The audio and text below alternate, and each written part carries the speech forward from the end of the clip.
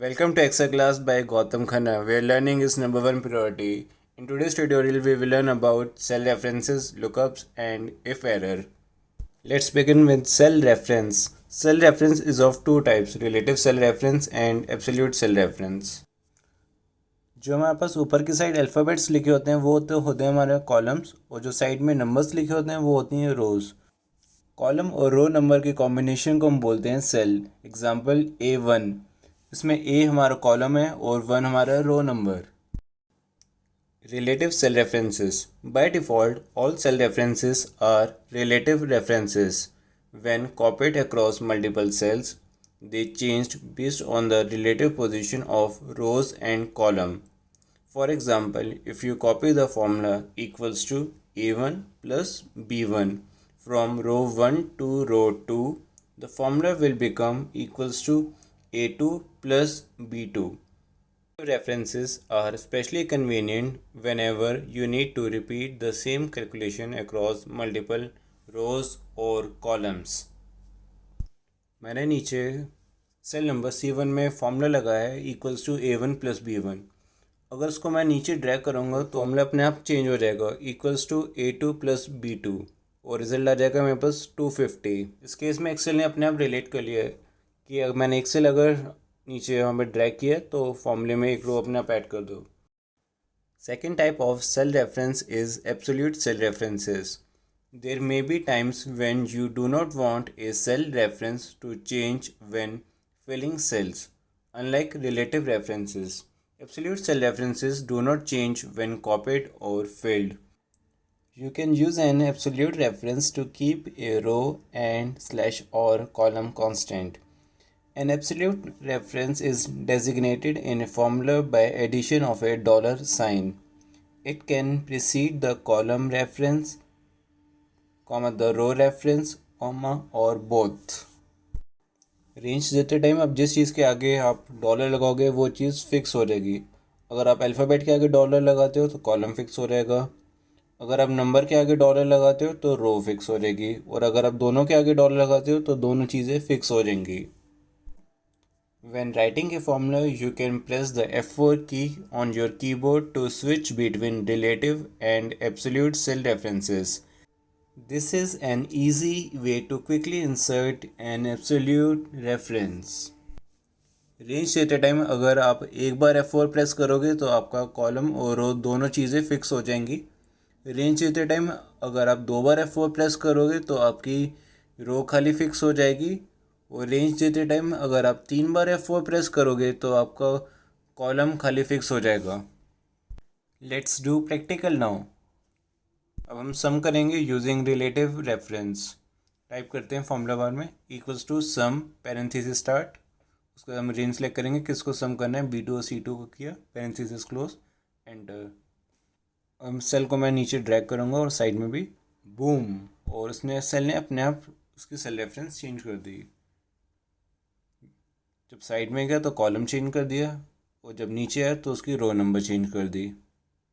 अब हम सम करेंगे यूजिंग एब्सोल्यूट रेफरेंसेस। मैं सिंगल F4 के थ्रू करूँगा इक्वल्स टू सम, उसको मैंने रेंज दे दी, और अब मैं इसे F4 से फिक्स कर देता हूँ तो मेरे रो और कॉलम दोनों के आगे डॉलर आ गया है। अब इस सेल को मैं कहीं पे भी कॉपी पेस्ट कर लूँ मेरा रिजल्ट सेम ही रहेगा, क्योंकि अब मेरी रो और कॉलम दोनों फिक्स हैं। कॉलम के आगे भी है और रो के आगे भी डॉलर है। अब साइड में भी आया तो मेरा रिजल्ट सेम ही आ रहा है, क्योंकि मेरे दोनों जगह डॉलर था, रो और कॉलम दोनों के आगे।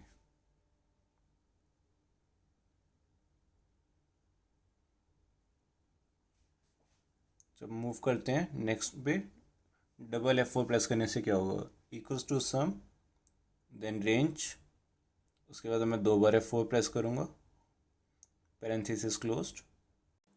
ये करने से मेरी रो के आगे डॉलर आ गया, बट अब मेरा कॉलम अब मेरा चेंज हो सकता है। अब एंटर प्रेस करते हैं और इसको अब ड्रैग करेंगे, मेरी रो तो फिक्स होगी बट लेकिन मेरा कॉलम अभी भी चेंज होगा। यहाँ पे मेरा कॉलम B और C है और यहाँ पे मेरा C और D हो गया। लेकिन रो नंबर मेरी 14 कांस्टेंट हो जाएगी अब।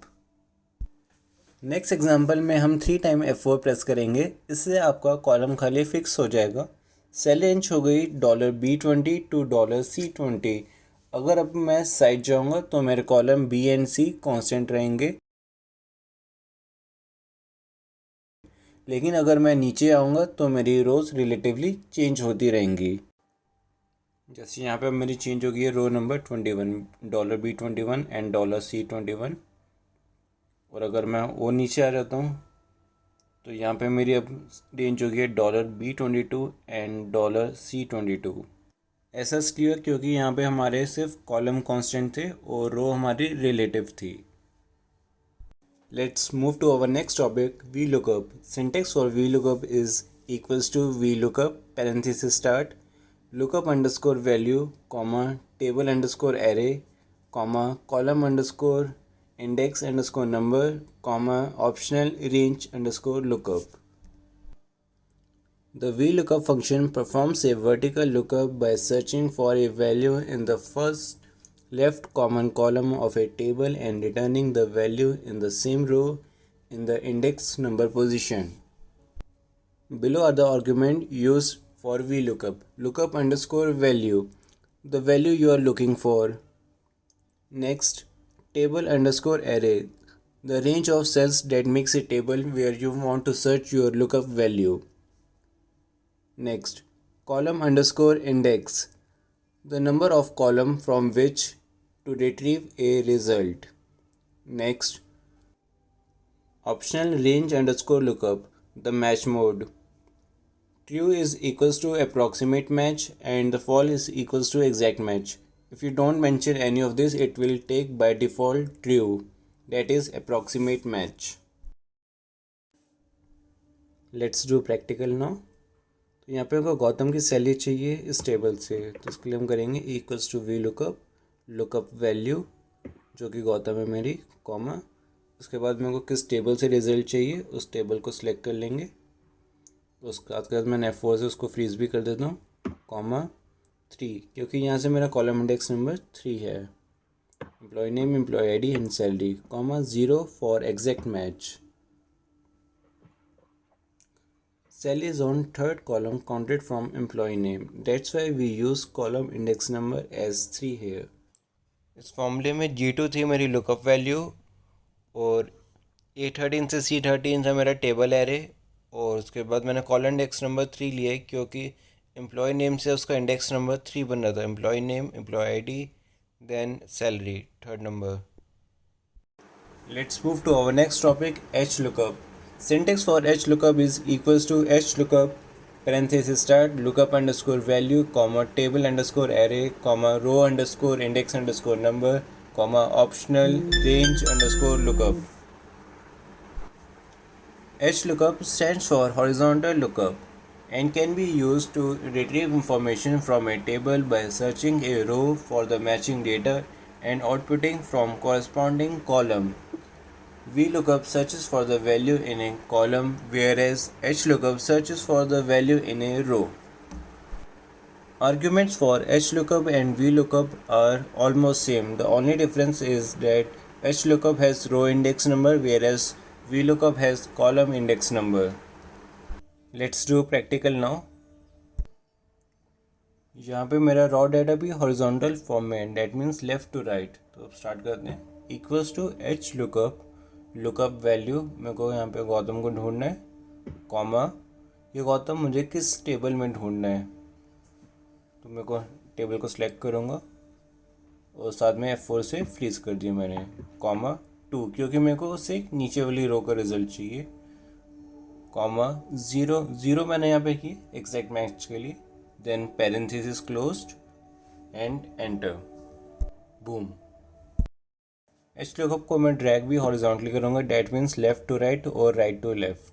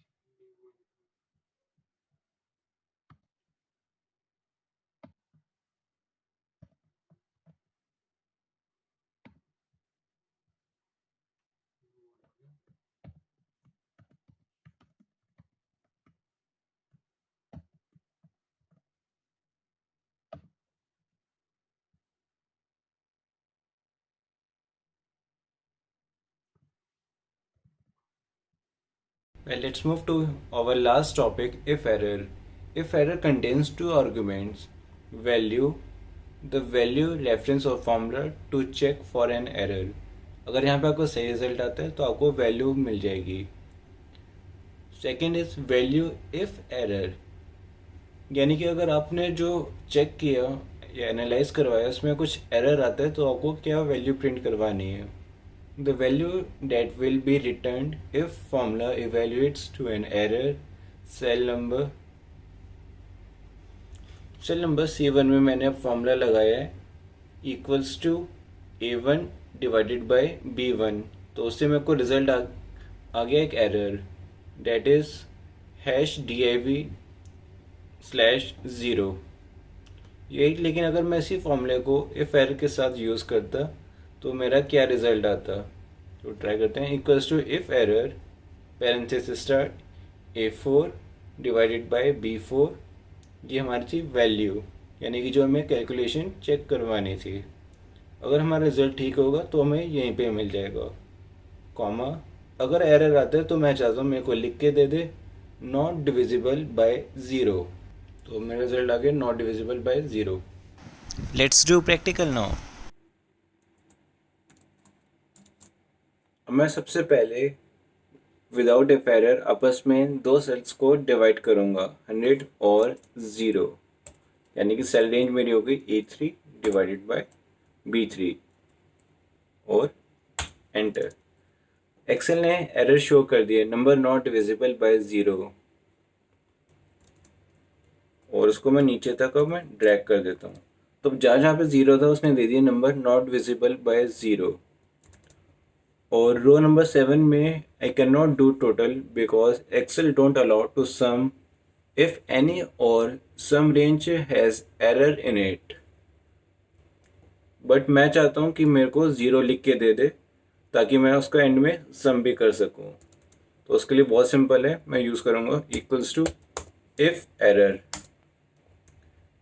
इफ एरर में दो आर्ग्यूमेंट होते हैं. पहला होता है वैल्यू, यानी कि मैं क्या कैलकुलेशन करना चाहता हूँ या कौन सा फंक्शन यूज़ करना चाहता हूँ जिसको मैं एनालाइज करवा सकूँ. तो उसके अंदर मैं सेम वही दूंगा A3 divided by B3 comma value if error.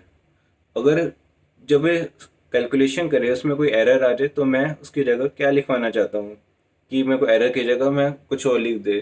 तो यहाँ पे मैं चाहता हूँ कि मेरा एंड में सम हो जाए तो मैं लिखवा रहा हूँ उससे 0, देन पैरेंथेसिस क्लोज, एंटर. अब मैं सेल को नीचे तक ड्रैग करता हूँ तो उसने मेरा एंड में सम भी कर दिया रो नंबर 7 में. और लेकिन जब मैं इफ एरर यूज़ नहीं किया था तो उसने मेरे को एंड में एरर दे दिया था. So let's move two example number 2, use of if error with VLOOKUP. VLOOKUP normally हमें #NA का एरर थ्रो करता है जब हम उससे कुछ ऐसा सर्च करवाते हैं जो टेबल में अवेलेबल नहीं हो. इस केस में उसमें वो श्वेता को की सैलरी सर्च कर रहा था जो उसे टेबल में नहीं मिली, तो उसने एरर दे दिया #NA. तो उसका सोल्यूशन क्या, मैं #NA की जगह कुछ और लिखवाना चाहूँ तो अब हम उस पर करेंगे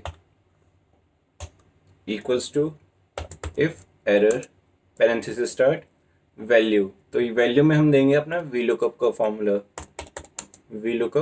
लुकअप वैल्यू यहाँ पे है मेरी श्वेता, कॉमा टेबल एरे मैंने अपना दे दिया और F4 से साथ के साथ उसकी रेंज फ्रीज कर दी, कॉमा सैलरी के लिए मेरा कॉलम इंडेक्स नंबर है यहाँ पे 3 तो मैंने 3 लिख दिया, कॉमा 0 फॉर एग्जैक्ट मैच. 0 और फॉल्स एक ही चीज़ होती है, comma.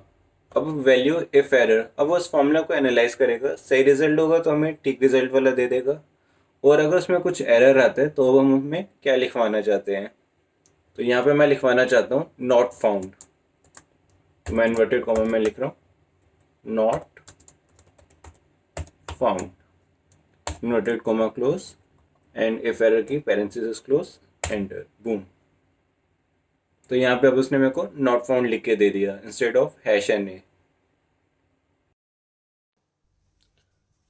Now you can pause the video and read about various types of error and how to deal with errors. I have even included the new #spill error and how you can deal with the same. Hope you enjoyed the session. Let me know in comments what you think about this video, and I will see you next time.